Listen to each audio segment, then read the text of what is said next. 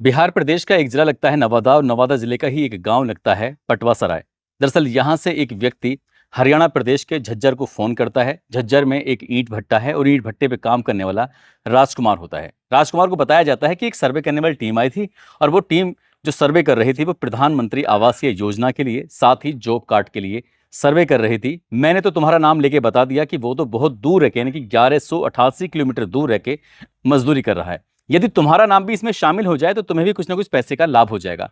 राजकुमार ने जैसे ही ये बात सुनी अपनी पत्नी से कहा। पत्नी ने कहा कि अगर इस योजना का लाभ हमें लेना है तो हमें गांव जाना ही पड़ेगा, यानी कि 1188 किलोमीटर का सफर तय करने के बाद सरकार के उन अधिकारियों से मिलना ही पड़ेगा अगर लाभ लेना है तो। पति पत्नी अपने एक बेटे और बेटी के साथ निकल जाते हैं उस योजना का लाभ लेने के लिए। अभी वो कुछ ही दूर निकले थे कि एक ऐसा हादसा हो जाता है। उस हादसे में एक दो नहीं 18 लोगों की तो मौके पर ही मौत हो जाती है और 23 लोग गंभीर रूप से घायल हो जाते हैं। दरअसल ये क्या कहानी है, क्या ये हादसा है? इस हादसे की गूंज फिर पूरे हिंदुस्तान भर में फैल जाती है। हर कोई इसी घटना के बारे में चर्चा करना शुरू कर देता है क्योंकि ये घटना इतनी भयावह जो थी। आदाब, नमस्कार, सत श्री अकाल। मैं उस्मान सैफी। आज की जो सच्ची घटना मैं आपको सुनाने जा रहा हूं, ये सच्ची घटना है राष्ट्रीय राजधानी क्षेत्र नई दिल्ली रेलवे स्टेशन की।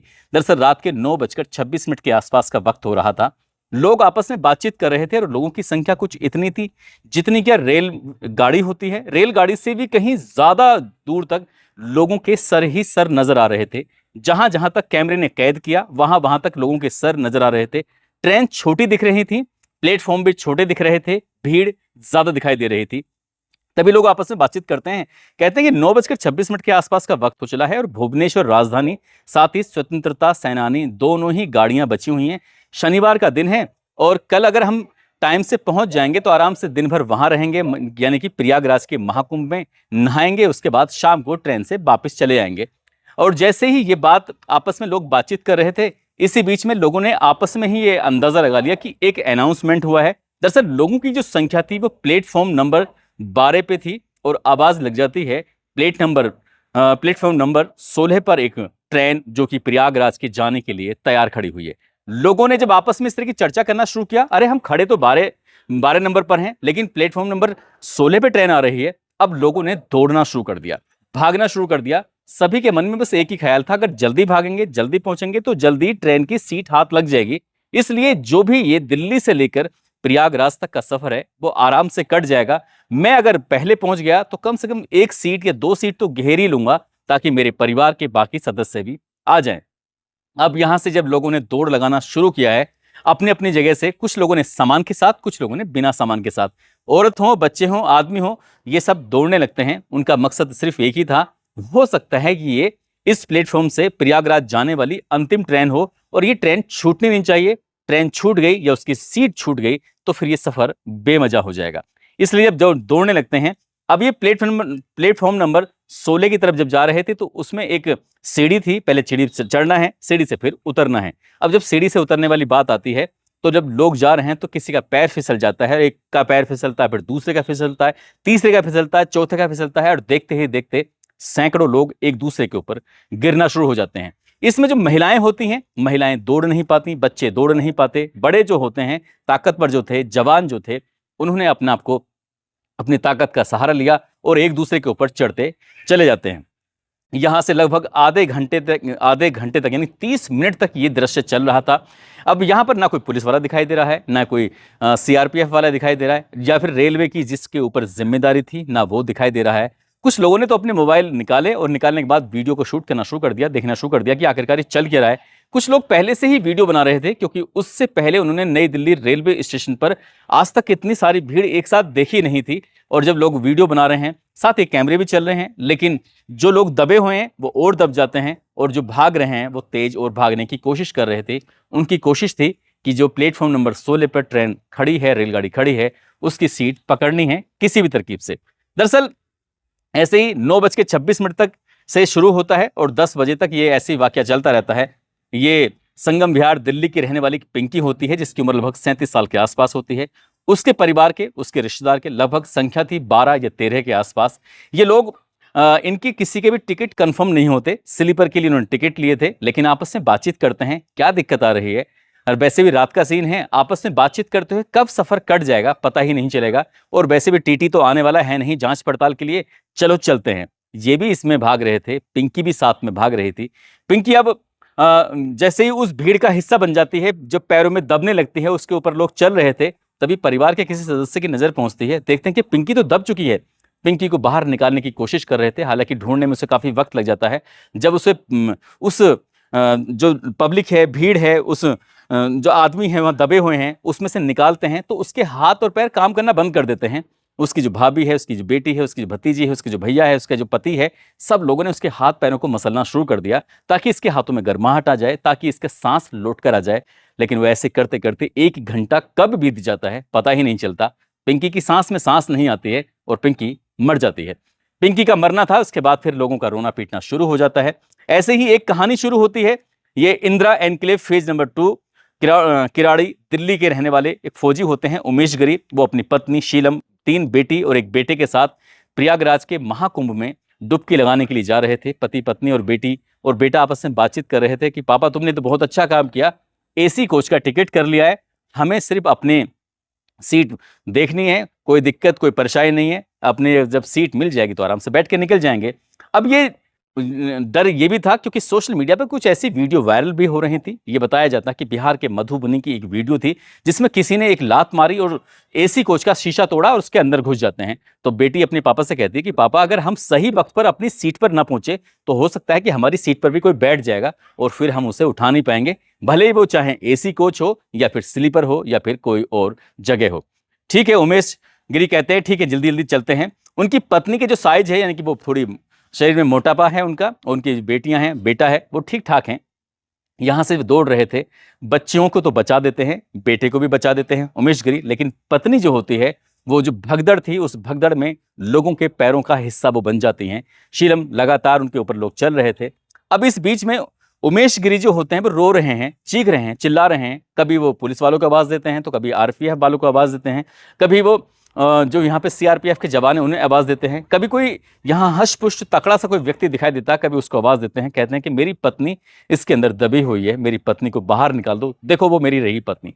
इस तरह की वो बातें, जब रो रहा है, चीख रहा है, चिल्ला रहा है, उसने भी उस भगदड़ में जाकर अपनी पत्नी को जो निकालने की कोशिश की है, जब उसे बाहर खींच कर एक पुलिस वाले की, यानी कि शायद वो फौजी बताया जाता है, उसकी मदद से शीलम को जो बाहर निकाला जाता है। शीलम ने भी दम तोड़ दिया था, वो मर चुकी थी।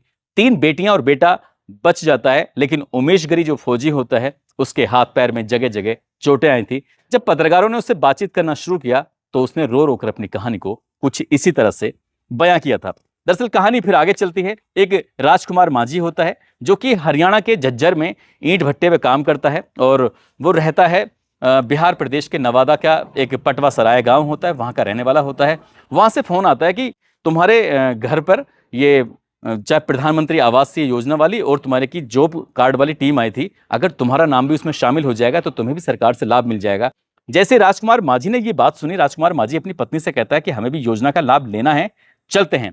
15 फरवरी 2025 की रात वो भी उन्हीं ट्रेनों में जाना चाहता था। वो ट्रेन का जो रूट था ये प्रयागराज की तरफ से होकर जाने वाला था, इसलिए वो भी अपनी पत्नी, अपने बेटे जिसकी उम्र लगभग 4 साल होती है, बेटी जिसकी उम्र लगभग 8 साल के आसपास होती है, उनके साथ वो उस भीड़ का हिस्सा बन जाता है। पत्नी और जो बेटी होती है वो उस भगदड़ में उन पैरों के तले दबकर दोनों मर जाते हैं। लेकिन जो बेटा है उसके बारे में पता चलता है, किसी ने कहा कि तुम्हारे बेटे को तो हमने सुरक्षित देखा है, जिसका नाम अविनाश होता है, अविनाश को तो ठीक ठाक सुरक्षित देखा है, लेकिन वो है कहाँ। रात के 9:26 पर यह भगदड़ होती है और अगला दिन यानी कि 16 फरवरी 2025 के दोपहर का समय आ जाता है। वो अपने बेटे को ही तलाश करता रहता है। मैंने हर जगह ये ढूंढने की कोशिश की कि वाकई उसका बेटा मिला या नहीं मिला, कहाँ है कहाँ नहीं, इसके बारे में कोई ज़्यादा जानकारी मिल नहीं पाई। लेकिन ना तो उसको किसी योजना का लाभ मिल पाएगा और जिंदगी भर अपनी बेटी और अपनी पत्नी को लेकर रो रो कर उसका ऐसे ही बुरा हाल होता रहेगा, क्योंकि उसके साथ जो हुआ है वो वाकई, ये कहावत है कि जाके पैर ना फटी भी भाई, वो क्या जाने पीर पर आई। जो उसके साथ हुआ है वो उसका दर्द वो ही महसूस कर सकता है। ठीक ऐसे ही एक लड़का जिसकी उम्र लगभग 15 साल के आसपास होती है, नाम उसका गिरधारी होता है। बिहार की राजधानी पटना से वो दिल्ली की तरफ चलता है और दिल्ली से आगे जाना था उसको पानीपत, और पानीपत में वो अपनी मामा के यहाँ जा रहा था अपनी मामी को लेकर। मामी का नाम होता है ललिता, और ललिता को 2 बेटे होते हैं, एक बेटी होती है। उसका पति ये पानीपत में रह के ही कोई कचरा बीनता है या कूड़ा बीनता है, उसी में से वो अपना रोजगार तलाश करते हैं। ललिता को लेके जा रहा था और वो भी इस भीड़ का हिस्सा बन जाता है, जो भगदड़ हो रही थी इस भगदड़ का हिस्सा बन जाता है और ललिता यहाँ दब जाती है। वो अपनी मामी को देख रहा था, अपनी मामी को बचाने की उसने कोशिश की, लेकिन वो बच्चा था 15 साल की जिसकी उम्र है, लेकिन उसने बड़ी होशियारी से कदम उठाया और वो एक रेलिंग पे ऐसे कदम रखता है और उसके बाद जो ऊपर एक टीन शेड होता है उस टीन शेड को पकड़ लेता है। यानी कि वो भीड़ का हिस्सा जरूर था, लेकिन जो उसे पकड़ लेता है, वो एक पत्रकार को अपने एक इंटरव्यू में बता रहा था कि मैंने अपनी आंखों से देखा कि एक एप्पल का मोबाइल पड़ा हुआ था, मेरा मन कर रहा था कि मैं उस मोबाइल को उठा लूं। यदि मैंने उस मोबाइल को उठाया होता तो शायद वो भी उस भगदड़ में मर जाता, मारा जाता। अब उसके बाद उसने अपने मामा को फोन किया, संतोष को फोन करके बोला कि मामा हम लोग ऐसे से आ रहे थे और मामी अब इस दुनिया में नहीं रही, मामी तो मर चुकी है। उस लड़के के पास में जब इसका इंटरव्यू चल रहा था तब उसके पास में एक लड़की बैठी हुई थी, वो बड़ी बेटी है और उसके जो छोटे भाई हैं वो एक कपड़े से ढके हुए थे। वो बताती है कि हम इतने गरीब हैं कि हमारे पास इतना पैसा भी नहीं है कि हम इस लाश को, अपनी माँ की लाश को ले जाकर उसका अंतिम संस्कार कर दें, जाएं तो कैसे जाएं। हालांकि सरकार ने ये व्यवस्था कर दी थी, जहां जहां के मृतक है उनके मृतकों को उनके घर पहुंचाने की व्यवस्था कर दी गई थी। ठीक ऐसे ही छपरा बिहार के सोनपुर एक जगह लगती है, वहां के रहने वाली पूनम होती है। पूनम दरअसल दिल्ली आई थी घूमने फिरने के लिए किसी काम से, तभी उसके पति का गुस्से में फोन आता है कि तुम कितना दिन दिल्ली में रुकोगी, वापस घर आओ अपने, अब तो काफी दिन हो गए। अब पूनम पर लगातार दबाव पड़ रहा था, तो इसलिए पूनम सीधा अपने पति की बात मानती है और वो दिल्ली से सीधा बिहार के लिए रुख करती है, यानी कि छपरा के लिए रुख करती है। छपरा से उसको सोनपुर जाना था, लेकिन वो भी इस भगदड़ का हिस्सा बन जाते हैं और वो उस भगदड़ में मारी जाती है।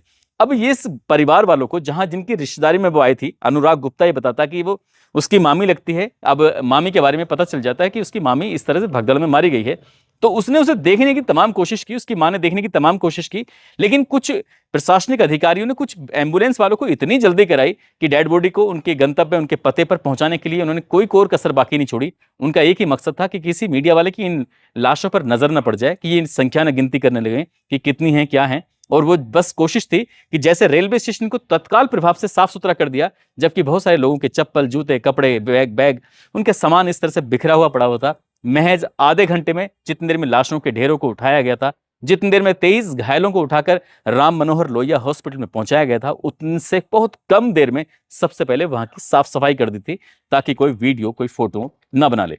मरने वालों की संख्या शाम तक हो जाती है 18 के आसपास और घायलों की संख्या हो जाती है 23 के आसपास।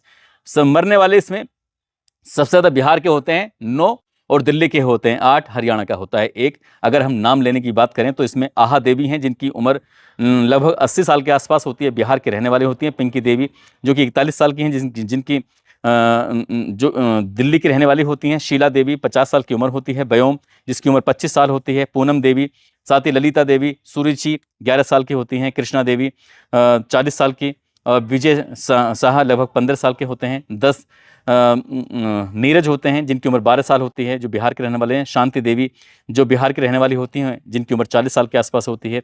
संगीता मलिक लगभग 34 साल की होती हैं, हरियाणा के रहने वाली। पूनम 34 साल की होती हैं, दिल्ली की रहने वाली। ममता झा दिल्ली की रहने वाली होती हैं, 40 साल की। रिया सिंह 7 साल की होती हैं, दिल्ली की रहने वाली। बेबी कुमारी 24 साल की होती हैं, दिल्ली की रहने वाली। मनोज 47 साल के होते हैं, दिल्ली के रहने वाले।